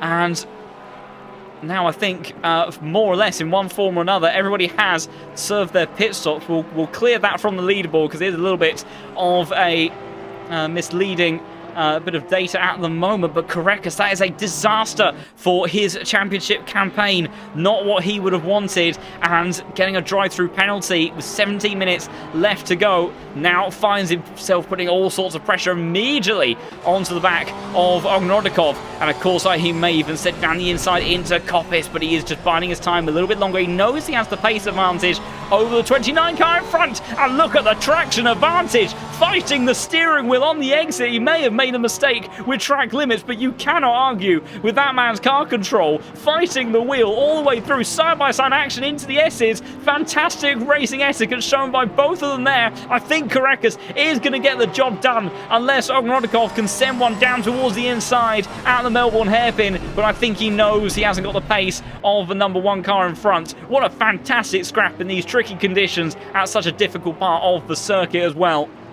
But Karekas, you saw his lightning fast reactions, and that's what comes with young age. Imagine he's still making a little bit of a mistake in towards Goddard's, though, and don't think it'll be anything that the number 29 car can capitalise on.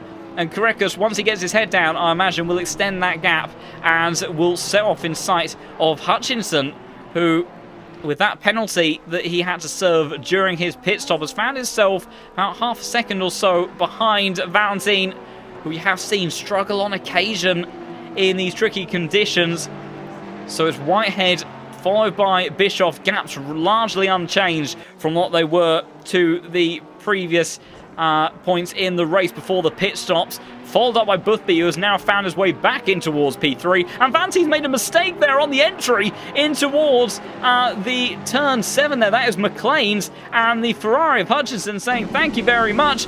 Vanti just going completely deep on the entry, and the Canadian driver capitalising immediately and making his way up into what could be a crucial P6, effectively P5, as Noah Reader up in front of him is out of place. But Whitehead right now, as he sets another fastest lap of the race, only 100th of a second faster than Marco Bischoff. These two absolutely trading lap times. White flag out for Walsingham, who is gone slow, and it's Crossland trying to go all the way around the outside in towards McLean's there. Fantastic move, and Mateus could have gone off just in front of them. Oh, that's very tricky, and somehow Crossland manages to get through, and Walsingham comes off worse. In all, that gets completely backed up. Let's go on board with this man who's had a very busy couple of corners. Crossland found a rather stricken Mercedes on the run out of the old hairpin Dom Healy was just behind. He's going to get blocked, I think, by Walsingham here. Brave stuff from Crossland, the number 31 car. Healy trying to follow on through. That's some very interesting netcode. We'll review that in just a moment. Not sure where Dom Healy has gone. There's Mateus Kuhn, and reactions as quick as you like. 2 positions in just as many corners for the British driver. Fantastic stuff from him. Let's try to see if we can find... that was definitely Dom Healy's Aston Martin.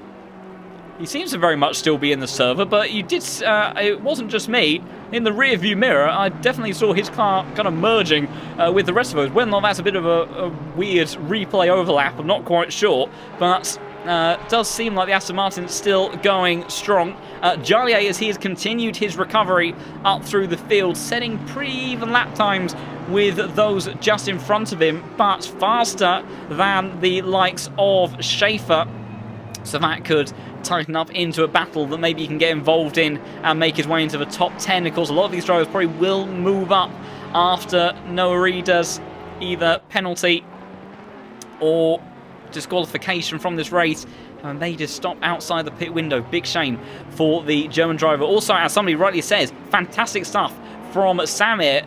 Up in P4 at the moment, and only 5 seconds behind George Boothby. So phenomenal stuff. Oh, and a mistake from Hutchinson, the man has been so consistent time after time. Oh, and that's a critical error, and he's got around entirely. Korekas now makes his way through, so does Ogrodnikov, but the number 8 car, who has been praised for keeping his head and keeping his cool time after time, not only he got himself a penalty, but dropped himself down the order, and he's now made a critical series of mistakes there, but has lost him a chunk of time, and now finds his way at the tail end of the top 10. Disaster for the number 8 car, and that in these wet conditions, especially with the way that the engine maps and the TC kicks in with these cars, it is incredibly easy to over-rotate the car when you try doing one of those quick 180s, and unfortunately the Ferrari just being too snappy on the power, and Hutchinson not able to have quick enough hands to control that one. But that is a big disaster. Mateus Kuhn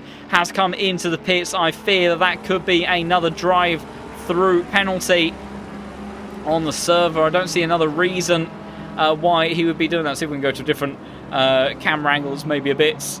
It hasn't helped, has it? We'll flick across. There's Mateus Kuhn just exiting the pits. Someone else, I think, just came out of the pits, perhaps. Well, that was just a weird overlay of the camera. He's just emerged in front of Luke Whitehead. Not what he would have wanted. Fastest lap of the race, though. Fastest lap of the race last time around from Marco Bischoff, 35.390. And gap now almost down to 2 seconds. And Whitehead will be desperate to get past Mateus Kuhn in front of him. And he is definitely going to be losing a bit of time. Where does he get out the way? Just before the run up the hill, skips across the grass as well. Marco Bischoff will be coming across that car in just a moment as well. But has Bischoff got anything left in the tank to fight Whitehead? Gap now 2 seconds. He's taken just over a second out of your race leader. He's been your race leader ever since the first lap. He didn't start there, but he absolutely lined up a fantastic exit. White flag out for Manos Gerardis. Also, I saw something for the 28 car, I could have sworn, and I have. That is Eric Conrad that's found himself in a spot of bother, as he's got it all wrong by the looks of it on the exit of Coppice Corner, and then rejoining there. Oh, and Jardier's brought up the yellow flag. What's happened to Jardier there? He is dropping positions. He's lost 2 positions there, and he's around. He's around completely, rejoining now, and disaster for the man that was recovering through the field so nicely and trying to minimize the damage from the incident he was involved in earlier on in the race. The Honda eventually has struck one of the most talented men in this field, and coming towards turn 4 there, it looked like there was almost a little bit of lag. I don't know if it was actually some form of connection issue, but the back end of that car completely letting go. Car switches off, he gets it going again, and now just has the painful wait, manages to rejoin safely. I do need to in a moment go back, if I can, to the likes of Valentin Barrier and Korekas, because they are squabbling as Korekas tries to continue to recover positions up the field. Again, Bischoff 6 tenths clear, 6 tenths faster, excuse me, of Luke Whitehead last time around. Gained a lot of time, although he's made a mistake. I think, in the beginning of this lap, because that gap has opened up immediately. It's 2.5 seconds, but those two still in a chance of having a fight for the win in the closing stages. Gap between Karekas and Valentine has extended just somewhat, with Ogrodnikov looming in the background. And just for a very brief period, I don't imagine we'll have too much of a chance to look. We will just have a quick inspection of the positions gained again in this race. See who your biggest movers are in the field. Samir gaining 3 positions inside that top 5 group. We've got the likes of Ogrodnikov, who has gained 6. He will make that 7 once Norita drops down. Schaefer gaining 4. Addison gaining 7. He had with an instant earlier on as Karekas gets traction again out of that corner. He loves the run towards the S's, and we've seen him make it work on the Porsche just a couple of laps ago. But now he's fighting the Honda, and there's a bigger overlap, and Valentine squeezing him towards that inside line. Bear in mind now, these two are effectively teammates, with Grantis Karekas being part of the Veloce team, sister teams that, of course, Yasit and Valentine, now a recruit of that team, and this is now a 3-way tussle for effectively P5 in this race. Makoski, I think your biggest move potentially on the grid, with 11 positions gained in this race, but now this trio very much battling for position, as Valentine, the Honda, seemingly getting a little bit tricky in these conditions, and the traction advantage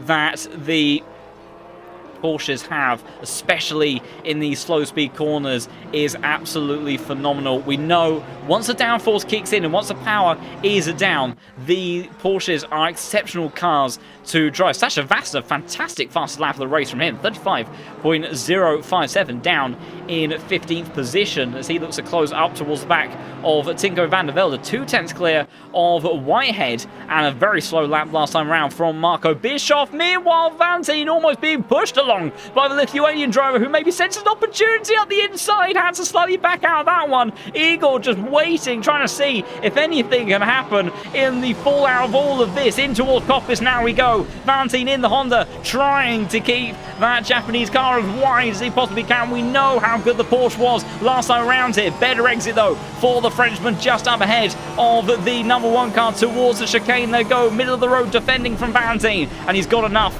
to work with before they get to the corner. Of course, we know Karekas got himself a drive-through penalty that saw him drop these positions before the spray being kicked up from these two. Go on board with Ogrodnikov. Barely can see a thing other than the slight glow of these tail lights, and Robin Schaefer lurking in the background of this as well.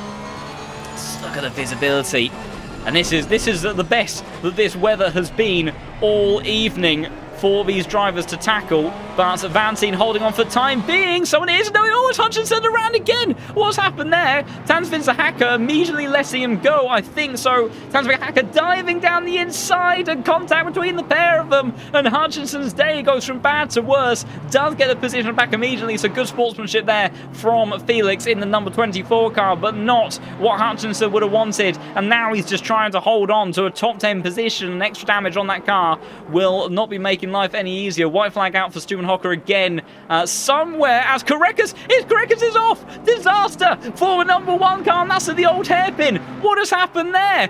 We'll see this through from a little bit further down, because this squabble has been going on for a while. Has there been any form of contact? It looks like Valentine may be clear up ahead. Is there anything that takes place between the number 1 car and the number 29 just behind? Karekas losing it almost through turn 3, and I think that then cost him some grip and some braking capability into turn 4 all the way across the grass. Just about manages to keep it pointing in the right direction, and now finds himself only 1 position ahead of Hutchinson there, as now the new scrap starts taking place. That is Addison almost in the back of Tom Healy. I heard someone going through the grass just up ahead out of the chicane. Addison, though, gets a mega run out of the S's and makes his way past Healy in towards P12 there, so getting another position gained in this race.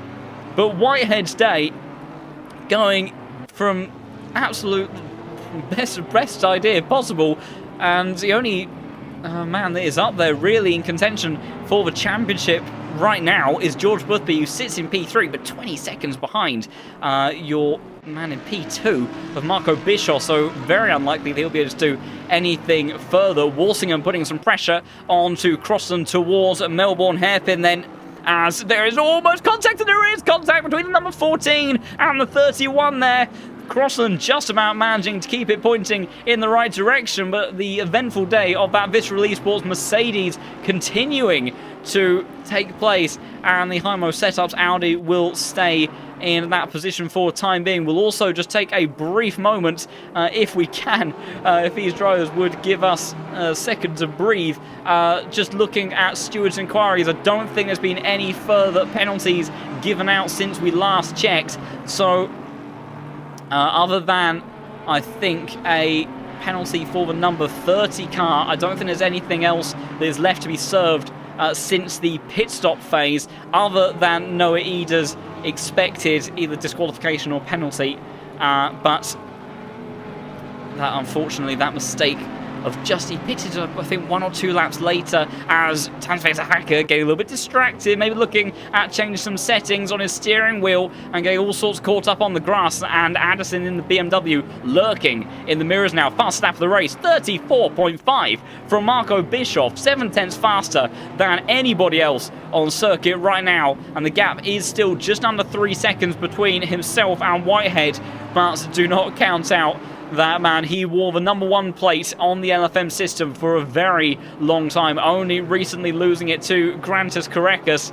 Luke Whitehead has been an absolute star in his debut season here in the Pro Series, been rocketing his way up the ELO leaderboard as well. So both some very capable drivers have been the absolute class of the field in today's action as well. George Boothby, another one of the winningest drivers here in the Pro Series in the past. Tansfacer Hacker making another mistake, gets it all crossed up on the exit there, and here comes Addison in the 18 car, trying to side as well on the inside. Oh, that's super tricky. The South African having to back out of that one, and Tansfacer Hacker now goes from being the hunter to being the hunted. BMW on the power on the exit on McLean. See the spray still being kicked up, can't do anything in towards Coppice Corner. Who's going to have the better traction? We saw Carrecas doing some mighty wonders through this part of the lap here, but pretty even between the BMW and the Audi. Not their strong suit, but the BMW has good straight line speed. Can't do anything towards the S's, almost into the gearbox of Felix there, as he gets a bit of a tank slapper on the exit, trying desperately to keep that car pointing in the right direction. Is holding on to the position for the time being, and I think will continue to do so as I say that, as I've clicked on the wrong car entirely. Apologies, everybody. BMW versus Audi on the exit of Melbourne Hairpin there, and went very deep under brakes. Tansfacer Hacker somehow managed to keep that one all together in the end, but does seem to be just sliding around a bit less composure than we're seeing right now in the South Africans' cars. Dom Healy's into the pits. I have a horrible feeling that's another drive-through penalty, and striking at the very tail end of this race. Walsingham versus Crossland still taking place. There's a yellow flag out for Eric Conrad. And there he is, just flying across your screen. I think he may have gone off, maybe getting out of the way of Samuel Fogg. I'm not entirely sure. And just like that, we'll be very quickly making our way onto the final lap of this race. Whitehead responding to the pace of Bischoff last time round, 34.3 from your race leader.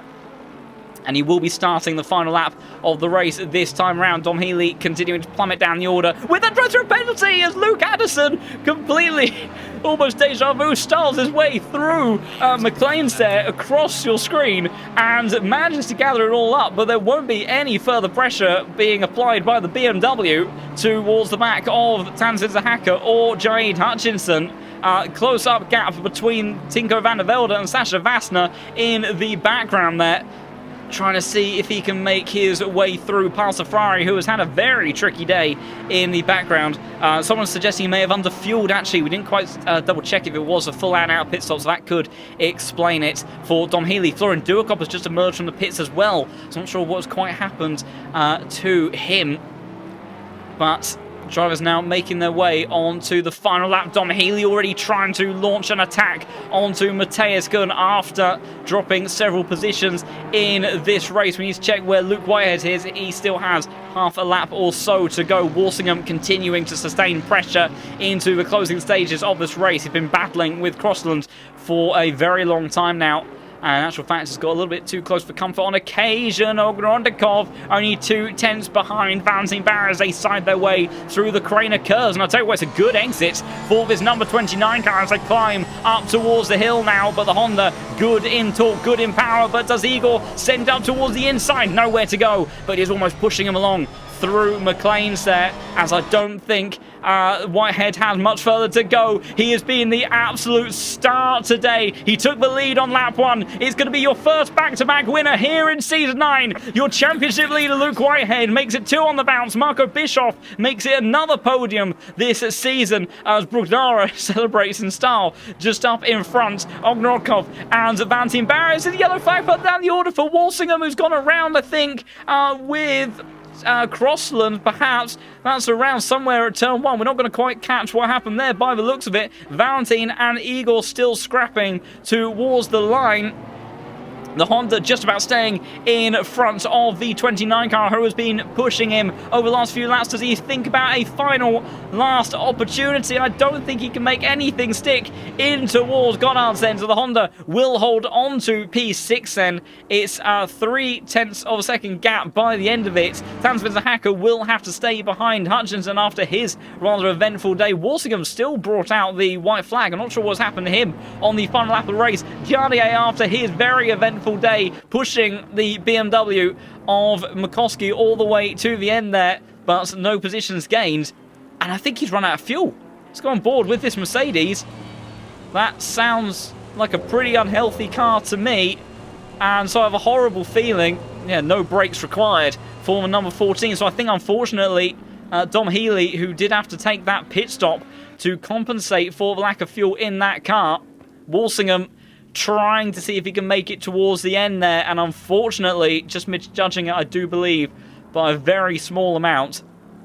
And he is absolutely cruising along at the end of this race after what has been a very eventful day for that man. It's been a very eventful day for, I think, every driver in the grid. We have had some of the most difficult conditions that we have ever had in a Pro Series race, but the man that mastered them all once again was Luke Whitehead. Hopefully we can get him in for another interview. It'd be lovely to hear from your first back-to-back race winner, and that is a feat that is very difficult to claim in the Pro Series. We'll see if he is lurking around for an interview. We'll keep an eye out for him, but my goodness, what a fantastic evening of racing. Once again, the Pro Series absolutely putting on wonders here at Donington Park. But Luke Whitehead, he only did it by a few seconds near the tail end of that race, but it was a crucial few seconds ahead of Marco Bischoff, but really did maintain pressure on the British driver all the way.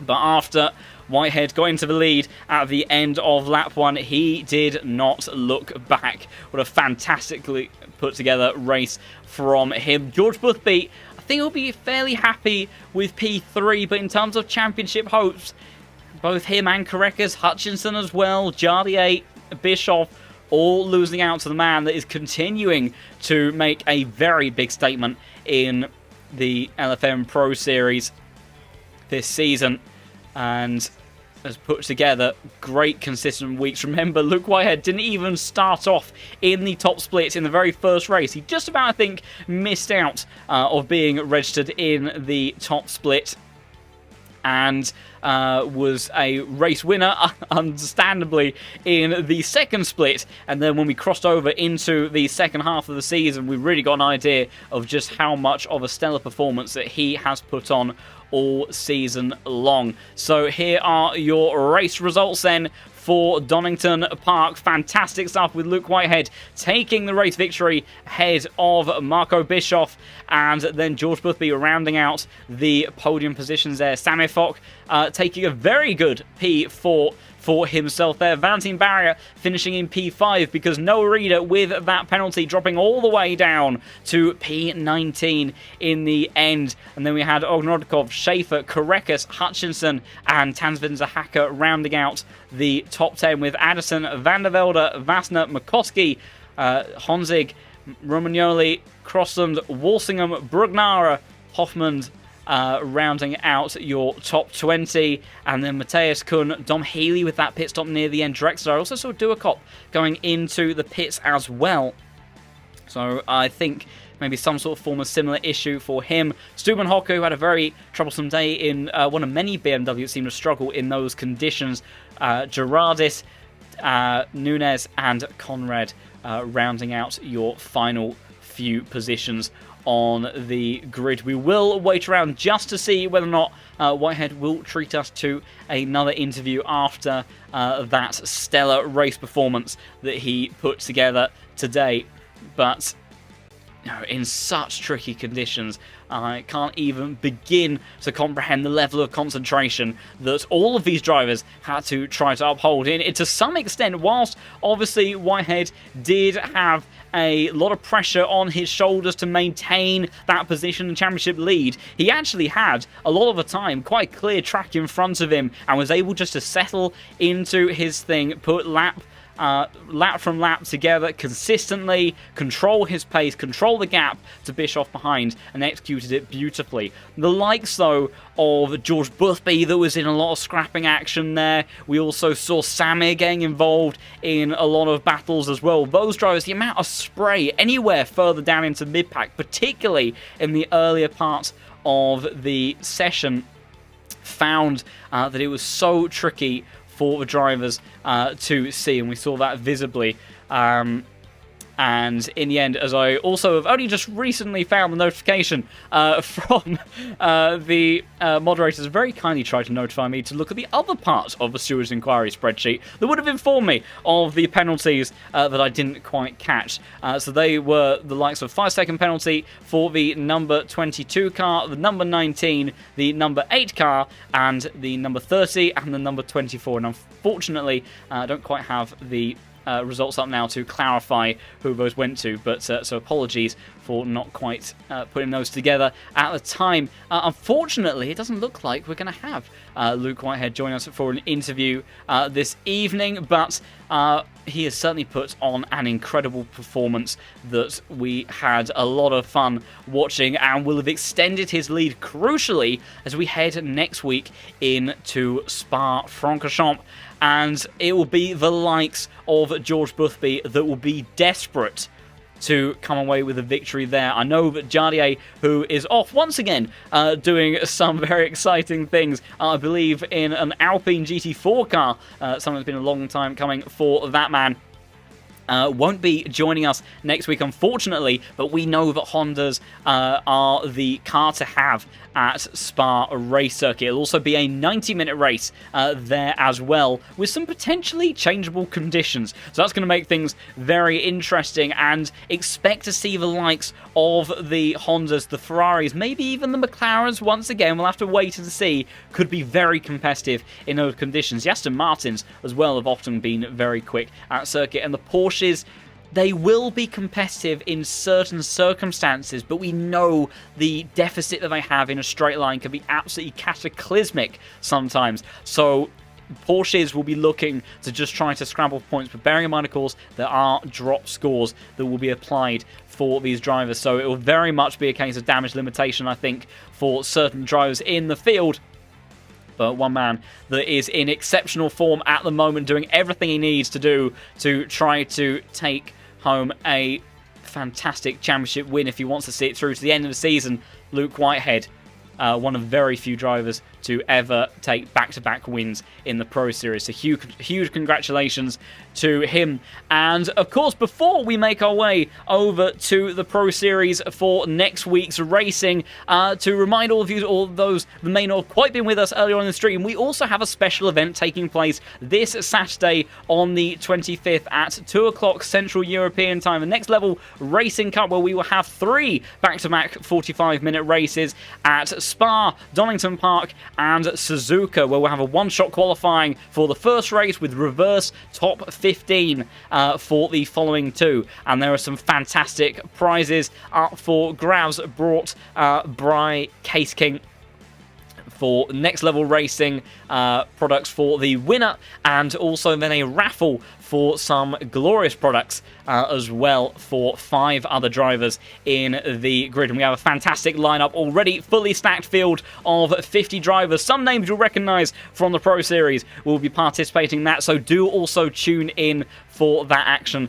on Saturday at 2 PM CET as well. That will all be hosted here as well.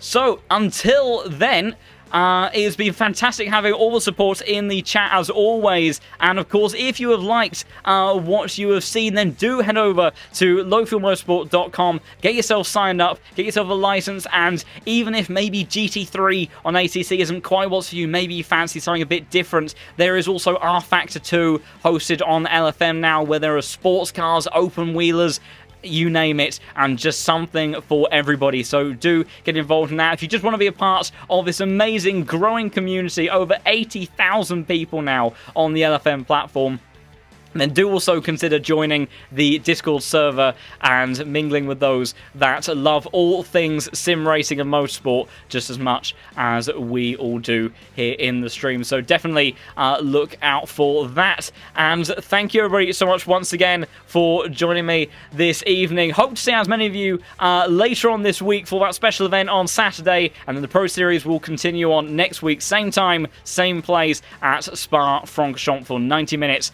of fantastic racing once again. So thank you everybody so much for watching, but for now then, it's goodbye.